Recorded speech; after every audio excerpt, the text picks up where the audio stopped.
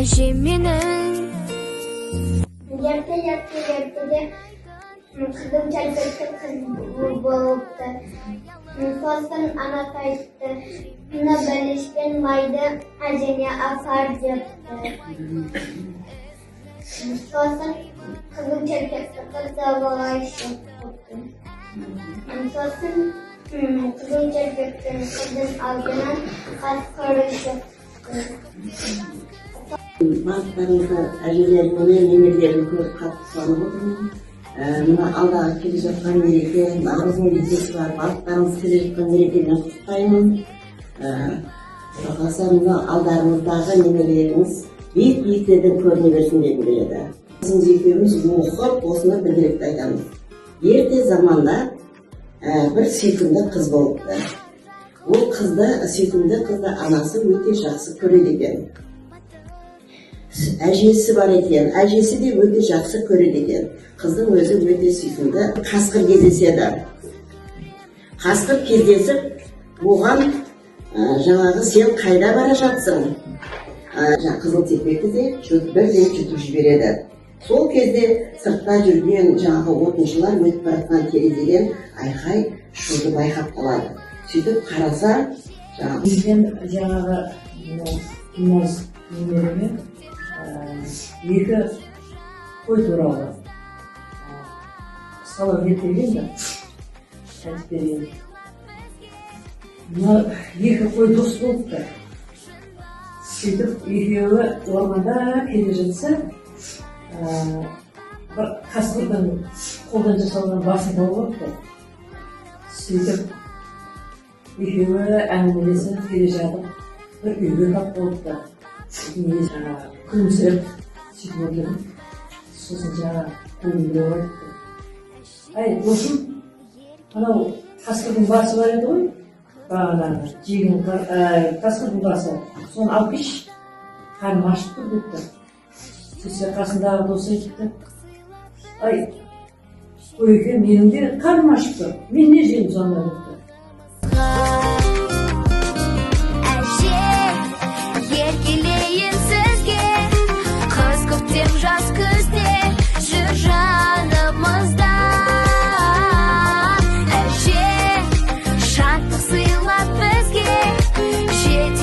Немереңізді қалай еркелетесіз? Қолы бозым, әдемім, сұлуым деп еркелетеді. Фарида әжеге қоятын сұрағымыз. Сіз немереңізді сүйіп оқитын кітабын білесіз бе? Немереңізді сүйіп оқитын кітабын білесіз бе дейді. Жақсы көретін кітабы әдеби кітаптар, әдебиет, Абайдың қара сөздерін жақсы көремін. Өте керемет. Рахмет. Уақыт немереңіз кітабын жоқ деп жылап отырып алды. Сіз әжелермен отыратын отырысқа асылып тұрсыз. Не істер едіңіз? Немерем кітабын қасындағы отырған оқушыменен алмасып кеткен шығар, мектепте қалған шығар. Немереңіз мектепке сұрап кетіп, ерте кітабын жасап алып. Сол мектепте қалдырып кеткен апаймен хабарласар едім. Сол біздің Кәусардың кітабы қалып кетті ма деп ұстазынан сұрар едім. Жауабын алар едім. Өзіңізден аумаймын, ізіңізді жалғаймын, жүзіңізді жайнатып, әнімді арнаймын. Әже, еркелейін сізге, қыз көктем жаз күзде жүр жанымызда. Әже, шаттық сыйлап бізге, жете берші жүзге, шын бағымызға.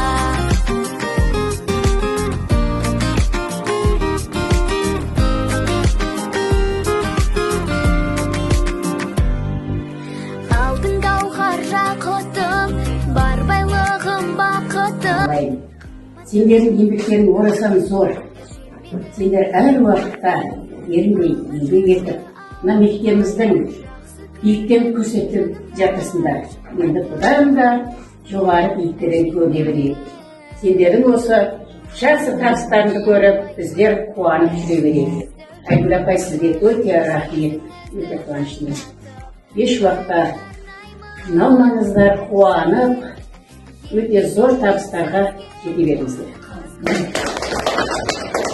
Құрметті әжелер, бүгін біздің бәріміздің әжемізді жоғарыға көтеріп, осындай шақырып ортаға әжелер, немерелер, ертегі айтты деп, бір-біріміздің мәртебемізді көтеріп отырған осы мектептің ұжымына мың алғыс алдымен. Бұндай іс-шаралар өте көп өтіп тұрса, одан да жақсы болады, нұр үстіне нұр болады. Сонда осы Айгүлдің өте көрегенділігі, алға сұлу осындай жағдай жасап, әжелерге айтсақ, ол жай ғана көрініс, жай ғана кітап оқу емес, бұл үлкен маңызы бар. Немерелер мен әжелердің арасындағы ара қатынас өте жақсы болса, болашақ ұрпағымызда біздің өте керемет болып өседі. Ол үшін оған лайықты әжелер болуымыз керек. Ол да үлкен сын. Әже болу да үлкен өнер.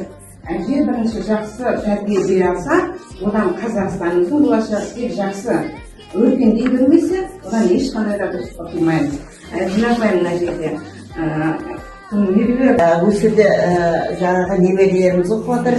Мынау өз қолындағы қара шаңырақтағы екінші баламның екінші немерем бұл. Бәрі үздіктер қатарында. Мына бастауыш сыныптан